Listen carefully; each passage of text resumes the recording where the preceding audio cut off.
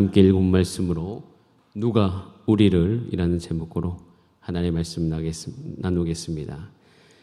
죄는 우리를 잡아 이끌어 사망으로 끌고 갑니다. 그런데 죄가 우리를 잡아 이끌어서 가는 이유를 곰곰이 생각해 보면 그 원인이 나에게 있는 것을 알고 소스라치게 놀랄 때가 참 많이 있습니다. 내가 왜 죄에 이끌리는가 생각해 보면 내 마음을 거기에 두기 때문입니다. 내 마음을 거기에 두기 때문에 당연히 거기에 내 마음이 이끌리게 되는 것이죠. 그러면 왜 우리가 우리의 마음을 거기에 둘까요? 그것이 나를 구원할 거다라는 생각이 내 안에 있기 때문입니다. 더 쉽게 이야기하면 그것이 나에게 필요하기 때문입니다. 창세기 12장 9절 말씀, 9절부터 11절까지 말씀을 잠시 한번 읽어보겠습니다. 창세기 12장 9절부터 11절입니다. 시작. 점점 남방으로 옮겨갔더라. 그 땅이 갑자기 나갔네요. 거기 위에 있습니다. 제가 해놨는데 있죠. 자, 시작. 그 땅에 기근이 들었으므로 아브라함이 애굽에 거류하라고 그리로 내려갔으니 이는 그 땅에 기근이 심하였습니다. 그가 애굽에 가까이 이르렀을 때에 그의 아내 사레에게 말하되 내가 알기에 그대는 아름다운 여인이라. 여러분이 갑자기 안 읽으셔서 깜짝 놀랐습니다. 우리 9절 말씀 다시 한번 읽어보겠습니다. 9절입니다. 시작. 9절 12장 9절 시작. 점점 남방으로 옮겨갔더라. 잠깐 말씀을 멈춰 주시고요. 이것은 이제 아브라함이 본토 친척 아비집을 떠나가지고 그 하나님께서 말씀하신 곳으로 갔습니다. 갔는데 남방으로 옮겨갔죠. 근데 이 남방으로 옮겨간 여러 가지 원인들 10절에 그 땅이 기근이 들었다라고 되어 있어요. 그래서 아브라함이 애굽에 거류하려고 갔습니다. 아브라함은 이제 믿음의 초창기죠. 그렇기 때문에 아직 아브라함이 이때 당시에 하나님에 대해서 잘 알지 못했습니다. 더 깊이 알지 못했다는 것이죠. 이런 가운데서 당연히 아브라함은 필요했습니다. 양식이 필요했어요. 그리고 양식이 필요했을 뿐만 아니라 물도 필요했습니다. 그리고 점점점 그것을 구하기 위해서 남방으로 옮겨간 거죠. 왜 남방까지 갔느냐 물어보면 대답은 굉장히 간단합니다. 그것이 필요했기 때문이에요. 그리고 그게 필요한 것이 사라지는 것에 대한 두려움, 필요함과 두려움에 복합적으로 우리 삶 가운데 거대하게 밀려오면 우리는 거기에 반드시 이끌립니다. 제가 왜 반드시라는 표현을 쓰냐면 우리의 삶을 되돌아볼 때 내가 죄에 이끌리는 많은 원인들이 거기에 있음을 발견합니다. 형태는 늘 달라요. 형태는 늘 다른데 내가 왜 그 선택을 하고 후회를 하고 있지? 그렇게 생각해 보면 그것은 제게 필요함과 두려움 가운데 저를 이끄는 힘으로 저를 그 죄로 말미암아 잘못된 결과를 일으키는 그 삶을 선택한 제 자신을 보게 됩니다. 그래서 필요로 하고 두려워지면 우리는 움직이기 시작하죠. 이때예요. 여러분 이때 우리가 반드시 회복해야 될 것이 있어요. 우리는 그때 그 순간 그것이 나에게 딱 감지되는 순간 우리는 회복해야 될 것이 있음을 알아야 됩니다. 그 회복할 것이 무엇이냐? 오늘 읽었던 본문 말씀이에요. 로마서 8장 31절에 이렇게 회복해야 될 것이 무엇인지를 분명히 우리 가운데 알려줍니다. 우리 같이 한번 읽어보겠습니다. 시작. 그런즉 이 일에 대하여 우리가 무슨 말 하리요? 만일 하나님이 우리를 위하시면 누가 우리를 대적하리요? 하나님 누구 편이십니까? 예, 우리 편, 내 편입니다. 하나님은 내 편이에요. 그런데 이 생각보다 하나님이 내 편이다 이야기하는 분들을 딱 이렇게 이야기하라고 하면 좀 이렇게 쑥스러워하시거나 좀 이렇게 머뭇머뭇하시는 분들이 계실 때가 종종 있습니다. 왜 그렇게 주저하세요라고 물어보면 그냥 우리 편이라 하는 게 마음 편하다고 이야기하더라고요. 내 편이라고 하면 남의 편이 아닌 것 같은 느낌이 들 때가 있다 이야기를 하더라고요. 근데 여러분 여기서 한 가지 우리가 너무 어른처럼 반응하지 않고 한 가지 우리가 깊이 알아야 될 것이 있는데 심리학적 용어에서 전능감이라는 용어가 있습니다. 심리학 용어예요. 심리학 용어인데 전능감이라는 용어가 있어요. 갓 태어난 아이들이 이제 중요한 것은 태어나자마자 전능감을 갖고 있다라는 심리학적 그런 어떤 연구가 있습니다. 이게 무슨 얘기냐면 아이들은 태어날 때 전능감을 갖고 태어나는데 물론 자신이 전능하지 않죠. 근데 그걸 갖고 태어나는 거예요. 그러니까 예를 들어서 신생아가 이제 엄마가 보살피지 않습니까? 보살피 없는 그 아이의 생리적 욕구를 그 아이가 스스로 당연히 못하죠. 태어났는데 아무것도 할 수 없잖아요. 그런데 그 욕구들이 채워질 때, 제때에 제일 중요한 건 제때예요. 그것이 필요할 때 채워졌을 때 느끼는 감정, 이것이 뭐라고 해요? 전능감이라고 이야기합니다. 모유를 먹고 있을 때 누군가가 나에게 모유를 먹여준다 이렇게 생각하지 않고 내가 이 모유를 만들었다라고 생각하는 그런 감정을 이야기한다고 이야기합니다. 그런데 이것을 왜 연구하냐면 이것이 있고 없고에 따라서 그 아이의 정체성과 자신감의 씨앗이 심겨지는 게 완전히 다르다고 이야기하더라고요. 그래서 이것을 우리가 보편적으로 여러분 다 아는 단어 애착관계라고 이야기하지 않습니까? 그 아이가 태어나서 자기의 생적 욕구가 잘 채워졌을 때 전능감이 충족되어지고 그것은 그 아이가 자라서의 그 자존감에 굉장히 중요한 영역을 감당한다고 이야기하고 있어요. 그런데 아이의 전능감을 누가 채우죠? 부모님이 채웁니다. 그러니까 무조건적인 사랑으로 말미암아 어떤 사랑? 무조건적인 사랑. 아무것도 할 수 없었을 때 오는 무조건적인 사랑이 그 가운데 공급되어질 때 가질 수 있는 감정이라는 거예요. 여러분 그런데 하나님의 백성으로 살면서 이것이 저와 여러분에게 꼭 필요합니다. 우리는 반드시 이것을 경험해야 됩니다. 여러분 이것이 아이들이 태어났기 때문에 아무것도 못하기 때문에 이것이 채워져야지 그 아이가 정체성도 갖고 자신감도 갖고요. 그 다음에 무엇보다도 이렇게 큰 아이가 무엇을 견뎌내냐면 어머니 아버지의 훈육을 견뎌낼 수 있습니다.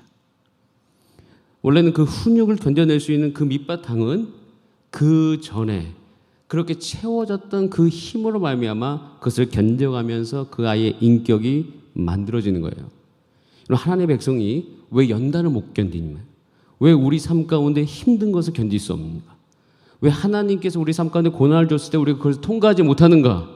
그것은 우리가 이 과정을 겪지 못했기 때문이에요. 우리는 다 커서 예수 믿는 분들도 계십니다.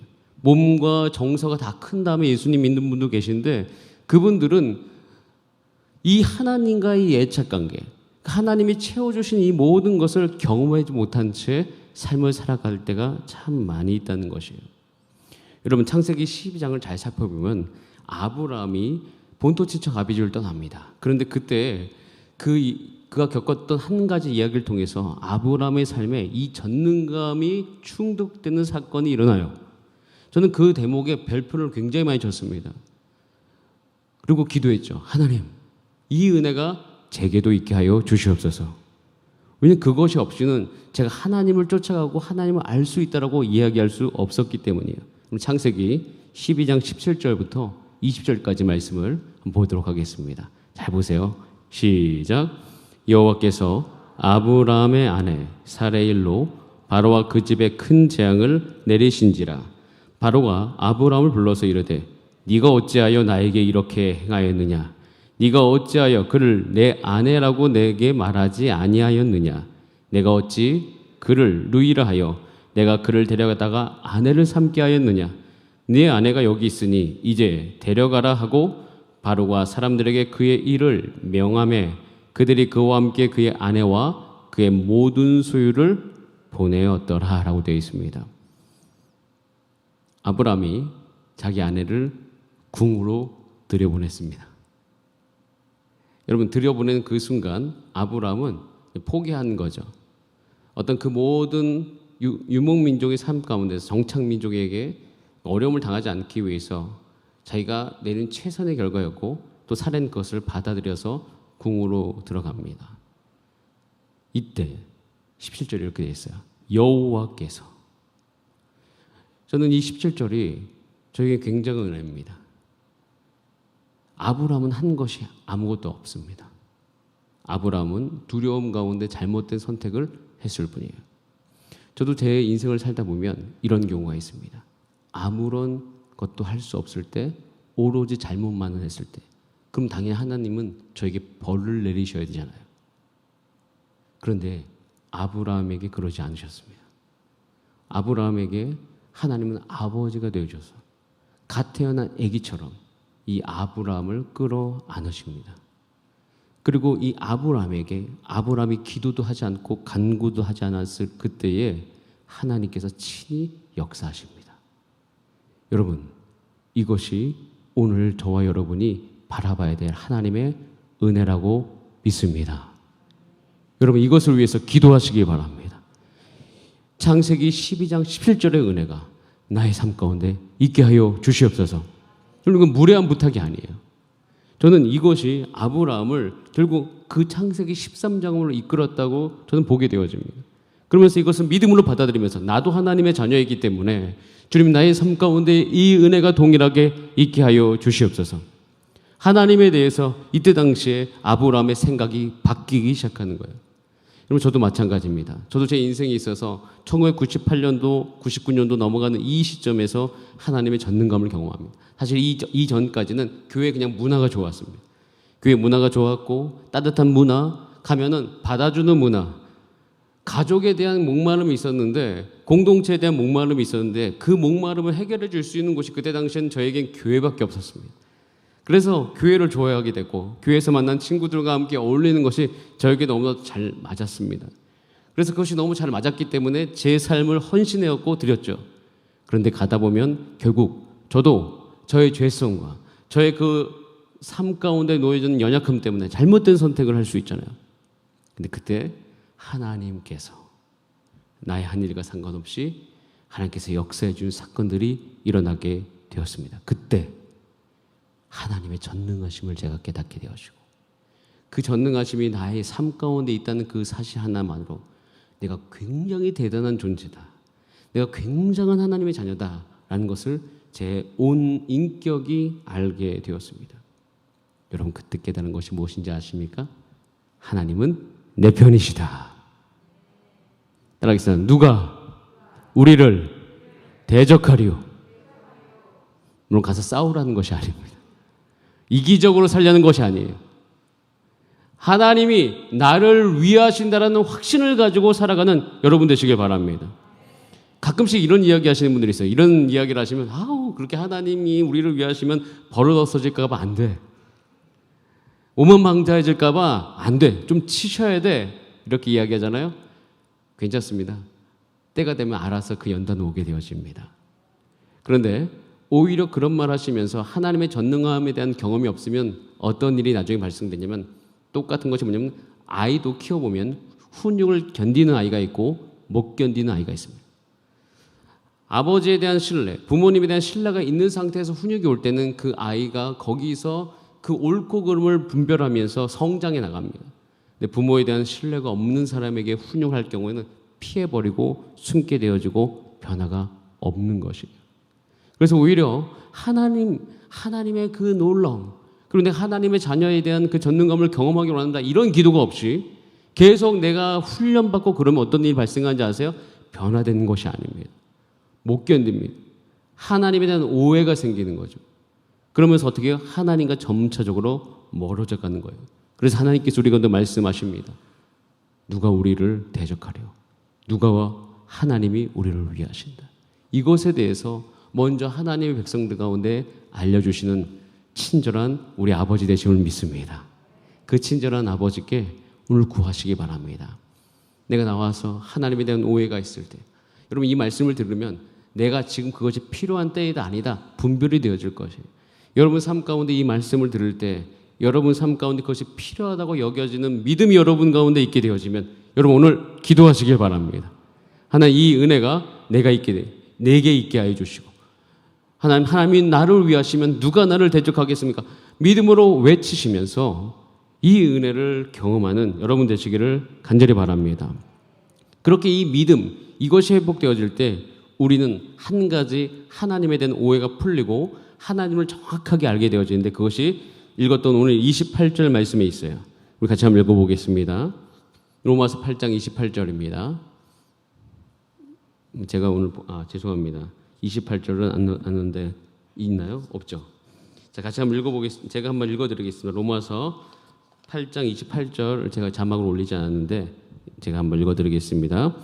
우리가 알거니와 하나님을 사랑하는 자 곧 그의 뜻대로 부르심을 입은 자들에게는 모든 것이 합력하여 선을 이룬다라고 되어 있습니다. 로마서 8장은요, 로마서 중에 백미라고 이야기합니다. 그런데 아까도 말씀드렸듯이 전능감을 우리 가운데 느끼는 사람은 어떤 하나님을 만나냐면, 따라하겠습니다. 나의 유익을 위해서 일하시는 하나님을 만날 수 있다. 맞습니다. 우리 삶 가운데 우리를 죄짓지 않도록 이끄는 힘은 나를 위하여 일하시는 하나님을 만날 때입니다. 죄를 안 지으려고 노력해서 죄를 안 지을 수 있는 게 아닙니다. 사람은 불가능합니다. 저는 정말 그걸 불가능의 영역으로 여깁니다. 사도 바울도 불가능했습니다. 우리의 의지로 죄를 이길 수 있다? 여러분 큰일 납니다. 죄를 이겨도 문제입니다. 왜냐하면 여러분의 의가 여러분에게 굉장히 견고해질 것이기 때문입니다. 그래서 어떻게 하면 죄를 짓지 않을 수 있는 하나님의 전능감, 하나님의 전능하심을 경험하면서 내 안에 그 아이에게 형성된 전능감처럼 내 안에 정체성의 씨앗이 생기는 거죠. 하나님의 자녀로서. 그 다음에 하나님 나의 선을 위해서 일하시는 그 하나님을 만날 때 여러분 우리는 죄로부터 떠날 수 있는 것이에요. 그래서 사도 바울은 우리 가운데 이야기하고 있습니다. 내가 너의 삶 가운데 일하시는 그 하나님을 날마다 그 안에서 만난다라고 되어 있습니다. 그런데 여기서 한 가지를 꼭 언급하는 것이 뭐냐면 모든 것이에요. 모든 것이 협력하여 선을 이룬다는 것이에요. 여러분 오늘 기도할 때 이 모든 것이라고 이야기하는 것 안에 반드시 여러분의 역경과 힘듦이 포함되어 있다는 사실을 아시고, 하나님 이 모든 것이 내게 올지라도 협력해서 선을 일하시는 그 하나님이 내 삶 가운데 드러나게 하여 주시옵소서 기도하시기 바랍니다. 저는 이 기도를 지금 날마다 하고 있습니다. 날마다 주여 나의 삶 가운데 나의 유익을 위해서 일하시는 하나님, 하나님께서 나의 삶 가운데 전능하신 하나님을 역사하시고 모든 것을 공급해 주신 하나님이신 줄 믿습니다. 근데 나의 시간과 나의 재력과 나의 모든 체력적인 한계 가운데서 하나님 내가 할 수 있는 것이 없고 오히려 그 안에서 역경이 내게 더욱더 크게 다가오고 있을 그때에 주님 오늘도 내가 알기를 원하는 하나님은 나의 유익을 위해서 일하시는 그 하나님을 내가 알기를 간절히 소원합니다. 여러분 이것이 알아져야지 내 안에 오해가 풀리기 시작하고 남을 향한 미움과 남을 향한 그 모든 비난과 그 불평은 사라지고 오히려 하나님 나라를 위해서 일할 수 있는 힘이 거기에서부터 다시 샘솟는 것을 경험하게 되어집니다. 여러분 오늘 삶 가운데서도 마찬가지예요. 여러분 가정 안에서도 마찬가지예요. 여러분이 지금 일하시는 그 일터에서도 마찬가지입니다. 하나님이 나의 유익을 위해서 일하신다는 그 믿음이 흔들리는 그 순간 여러분은 누군가를 비난하고 계실 겁니다. 환경을 불평불만하고 있으실 거예요. 하나님이 나를 위해서 일하신다는 그 믿음이 흔들리는 그 순간 미래에 대한 소망을 잃게 될 것이고 의지는 사라지고 내일 일어나서 다시 해보고자 하는 열정은 우리 가운데 어느덧 정말 그 새벽 이슬과 같이 어느 순간 확 사라져버리는 것을 우린 느끼게 될 것이에요. 그런데 오늘 우리가 기도하실 때 여러분 모든 삶 가운데 하나님 나의 선을 위해서 유익을 위해서 그 일하시는 하나님을 만나게 되어질 때 여러분 안에서 정말 영적인 그 부활 생명이 다시금 샘솟게 될 것이라고 확신합니다. 그래서 내가 뭘 잃어버렸나? 바로 그 나를 위해서 일하신 하나님에 대한 믿음이 없어져 버린 것이에요. 그 나를 위해서 일하신 하나님을 내가 경험하면 모든 것이 협력하여 선을 이루는 줄 내가 알잖아요. 근데 그것이 궁극적으로 그러면 우리 삶을 어디로 이끌고 결국 무엇을 바라보게 하는가에 대해서 오늘 이것도 본문 말씀에 이렇게 나와 있습니다. 우리 다 함께 하나님의 말씀, 제가 위에 못 올려드린 것 같은데요. 30절 말씀이 위에 없을 것 같은데, 자, 우리 30절 말씀, 성경이 있으면 한번 같이 읽어보도록 하겠습니다. 로마서 8장 30절이요. 시작. 또 미리 정하신 그들을 또한 부르시고 부르신 그들을 또한 의롭다 하시고 의롭다 하신 그들을 또한 영화롭게 하셨느니라 라고 되어 있습니다. 여러분, 하나님께서 우리를 부르셨습니다. 우리를 위하신 하나님이세요. 그런데 우리를 부르셔서 내가 너를 위한다라고 말씀하시면서 결국은 그의 삶 가운데서 나를 위해 일하신다고 이야기하면서 그 목적이 뭐냐면 어떻게 해요? 우리를 영화롭게 하신다라고 되어 있습니다.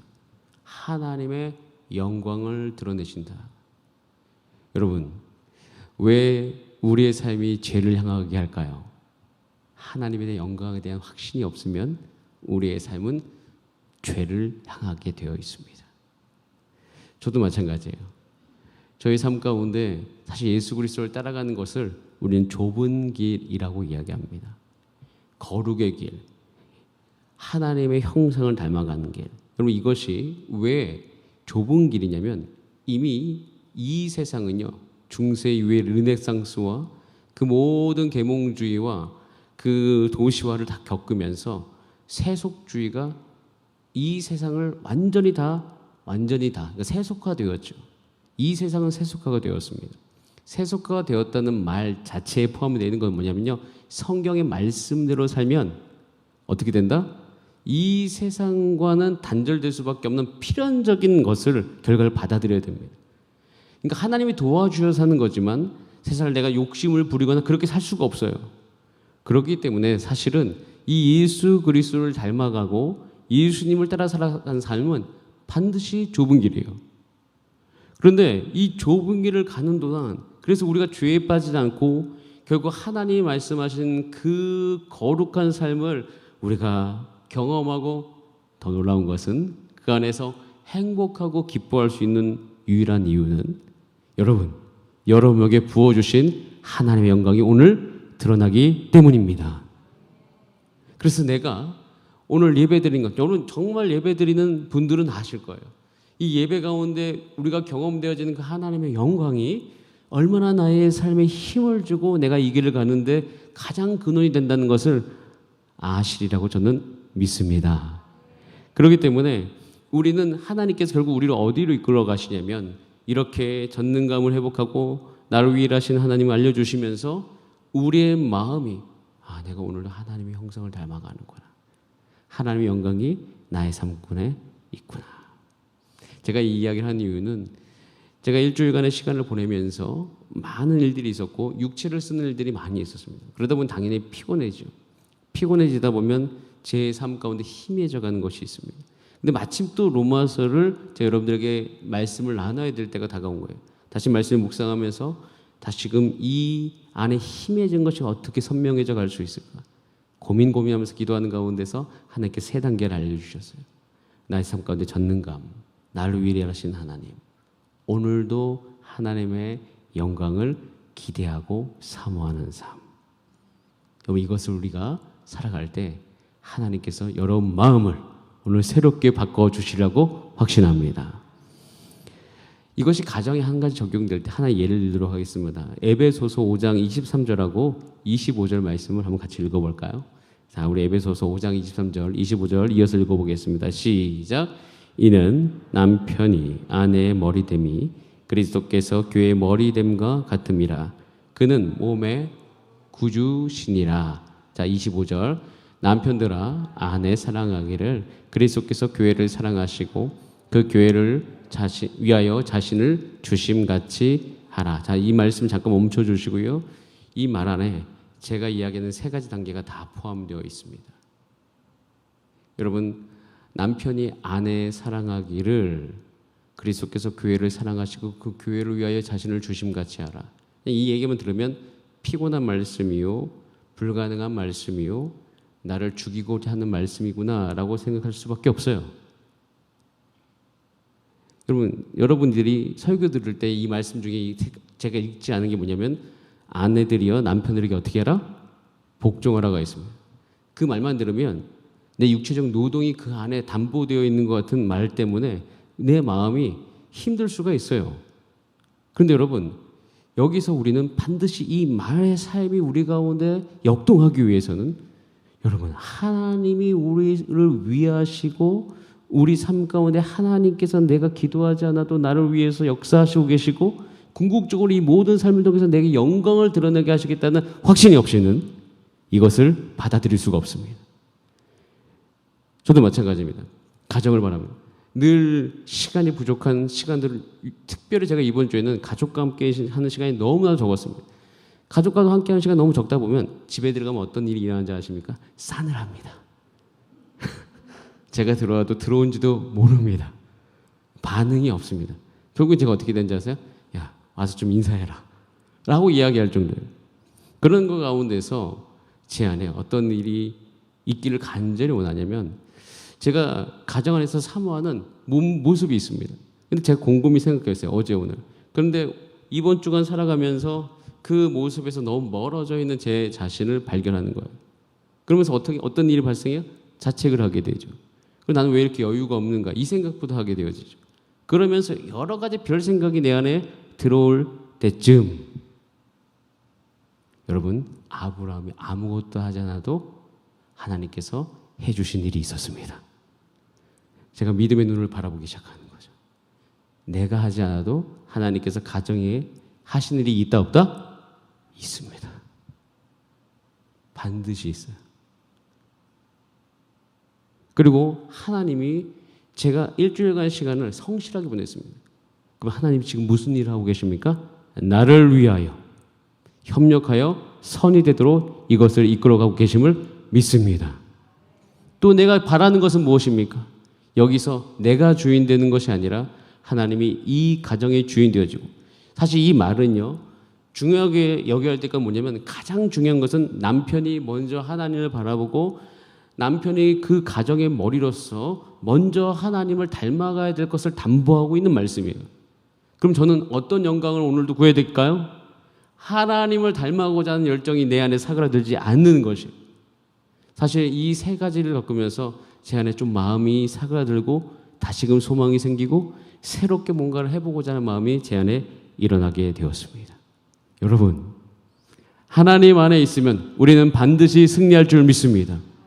사도 바울이 이 모든 가정으로 다음 주 나눌 그 어떤 피조물과 어떤 상황 환경 속에서도 하나님의 영광과 사랑을 경험하면서 전도여행을 했던 것이에요. 하루하루를 살았던 것이에요. 그것을 날 다 살고 보니, 다 살고 경험하고 보니 이야기하는 것이 오늘 읽었던 마지막 절에, 그 어떤 피조물이라도 나를 그리스도의 사랑에서 끊을 수 없다라고 이야기하는 것이에요. 여러분, 이 영광이 저와 여러분 삶 가운데 오늘 넘치기를 간절히 원합니다. 그래서 여러분 오늘 기도하실 때 하나님 아브라함에게 하셨던 것처럼, 사도 바울에게 하셨던 것처럼 나에게도 그 은혜와 영광을 보여주시옵소서. 함께 기도하는 저와 여러분 되기를 원합니다.